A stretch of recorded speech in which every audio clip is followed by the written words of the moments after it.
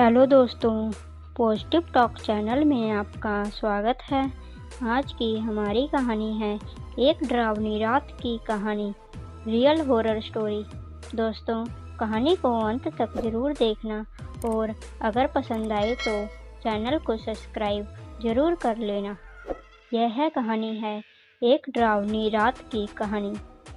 किसी गांव में बंटी नाम का एक लड़का रहता था। वह परीक्षा देने के लिए गुजरात जा रहा था। ठंडी का दिन था, चारों तरफ से कोहरा छाया हुआ था। आमने सामने भी कोई नहीं दिख रहा था। पूरे 15 घंटे के बाद वह गुजरात पहुंच गया। परीक्षा अगले दिन की थी, इसलिए वह एक होटल में रहने के लिए सोचा। रात हो गई थी और कहीं भी उसे उसके बजट में सस्ता होटल नहीं मिल रहा था। काफ़ी ढूंढने के बाद उसे एक सस्ता होटल मिला। वह उस होटल के एक कमरा बुक कराया। जब वह कमरे में गया तो देखा कि कमरे के चारों तरफ जाले लगे हुए थे। ऐसा लग रहा था कि यह कमरा काफ़ी सालों से बंद पड़ा था और कमरे के अंदर का माहौल एकदम डरावना और सुनसान सा लग रहा था। लेकिन उसने यह सब नज़रअंदाज कर दिया और होटल से खाना मंगवाया और खा पीकर सोने चला दिया। जब वह सो रहा था तो लगभग रात के 1 बजे के करीब उसे किसी के पायल की घुंघरू की आवाज़ सुनाई दी। वह रात थी एक डरावनी रात। बंटी तुरंत नींद से उठ गया और जल्दी से खिड़की के पास गया, यह पता करने के लिए कि इतनी रात को किसकी पायल की आवाज़ सुनाई दे रही है और इस सुनसान रास्ते में कौन आधी रात को घूम रहा है, क्योंकि वहाँ होटल में बंटी और मैनेजर के अलावा कोई भी नहीं था। तो यह फिर किस औरत की पायल की आवाज़ सुनाई दे रही है। बंटी खिड़की पर काफ़ी देर तक खड़ा रहा, लेकिन उसे कोई भी दिखाई नहीं दिया। फिर उसने अपने कमरे से मैनेजर को फ़ोन किया और उससे बताया कि मुझे इतनी रात को कब से किसी की पायल की आवाज़ सुनाई दे रही है, आपको भी दे रही है क्या? मैनेजर ने कहा कि सर, ऐसी कोई बात नहीं है, आपकी हवा से ऐसा लग रहा होगा। वैसे भी यह जंगली इलाका है, यहाँ पर तो हल्की हवा भी तूफान की जैसी लगती है। आप सो जाइए, ऐसी कोई बात नहीं है। बंटी मैनेजर की बात पर भरोसा करके फिर से सोने चला गया। कुछ देर बाद उसे दोबारा वही पायल की आवाज़ पहले से भी ज़्यादा तेज़ सुनाई देने लगी। इस बार उसने अपने कमरे का दरवाज़ा खोला और सीधा होटल के बाहर देखने के लिए चला गया। जब वह बाहर आया तो देखा कि एक काफ़ी लंबी औरत जो सफ़ेद साड़ी पहनी हुई थी, उसके काफ़ी लंबे बाल थे और चेहरा ढका हुआ था। वह अपने हाथ में एक नारियल ले करके होटल के चारों तरफ चक्कर लगा रही थी।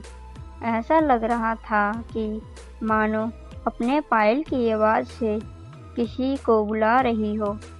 बंटी दौड़कर उसके पास गया कि कौन है यह औरत जो इतनी रात को यहाँ घूम रही है, लेकिन वह तुरंत ही गायब हो गई और चारों तरफ कोहरा ही कोहरा फैल गया। बंटी भी थोड़ा घबरा गया, क्योंकि जिस औरत को वह सामने से देखा था अब वो नहीं दिख रही थी। बंटी अपने होटल में वापस जाना चाहा, लेकिन फिर उसे दोबारा पायल की आवाज़ सुनाई देने लगी। बंटी अब उसे ढूंढते हुए जंगल की ओर जाने लगा। चलते चलते वह अपने होटल से इतनी दूर आ गया कि उसे पता ही नहीं चला। फिर उसने उस घने जंगल में कुछ ऐसा देखा कि उसका दिल दहल गया। उसने देखा कि उस औरत ने एक पेड़ के नीचे 5-6 लाश रखी थी और बारी बारी से एक एक को नोच कर खा रही थी। उसका मुंह खून से लथपथ था और चेहरा भी एकदम डरावना था। बंटी जब यह सब देखा तो उसके पांव तले जमीन खिसक गई। यह सब नज़ारा देखते ही उसे डर के साथ रोना भी आने लगा कि वह चुड़ैल अब मुझे भी मार देगी, क्योंकि अपने पायल की आवाज़ से यहाँ तक तो मुझे लेकर आई है।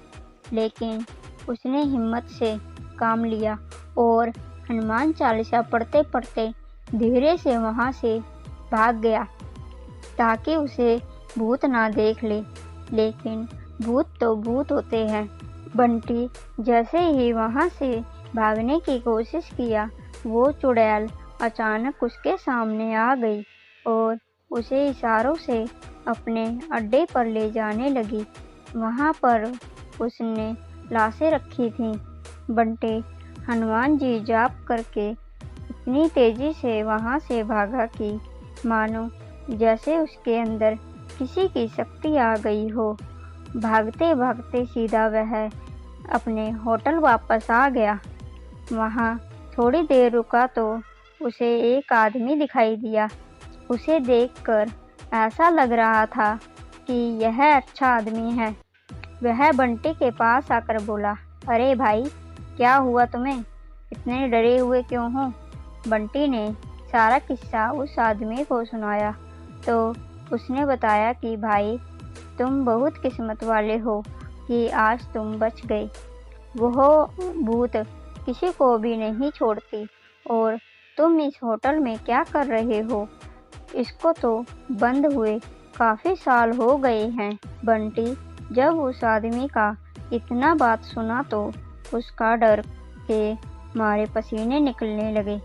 फिर वह आदमी बताने लगा कि इस होटल में बहुत साल पहले एक लड़की के साथ 4-5 लड़के उसका भयानक तरीके से रेप करके मार दिए थे। लड़की तो मर गई, लेकिन किसी को भी नहीं छोड़ी और जो भी रात के समय इस रास्ते से गुजरता है, सबको अपने कब्जे में कर लेती है और मार देती है। और कुछ दिन बाद इस होटल पर पुलिस का छापा पड़ा, तब से यह होटल बंद है। बंटी जब उस आदमी की पूरी बातें सुना तो वह बहुत ज़ोर ज़ोर से रोने लगा और यह सोचकर कि आज मैं मर जाता। फिर वो आदमी बंटी को चुप कराया और बोला, चलो आज रात तुम मेरे घर रह लो, मेरा घर पास में ही है। चल, डरो मत, अब मैं आ गया हूँ। बंटी उस आदमी को धन्यवाद किया और उसके साथ उसके घर चला गया और अपने आप से एक वादा किया कि आज के बाद वह भूल कर भी कभी अनजान जगह पर नहीं जाएगा। दोस्तों, आपको यह कहानी कैसी लगी है हमें कमेंट बॉक्स में ज़रूर बताना और कमेंट के साथ ही आप अपनी कहानियाँ भी हमें ईमेल कर सकते हैं, जिसका लिंक नीचे डिस्क्रिप्शन में दिया हुआ है। दोस्तों, अगर आपको कहानी पसंद आई हो तो ज़्यादा से ज़्यादा लाइक और शेयर करें और चैनल को सब्सक्राइब करना ना भूलें।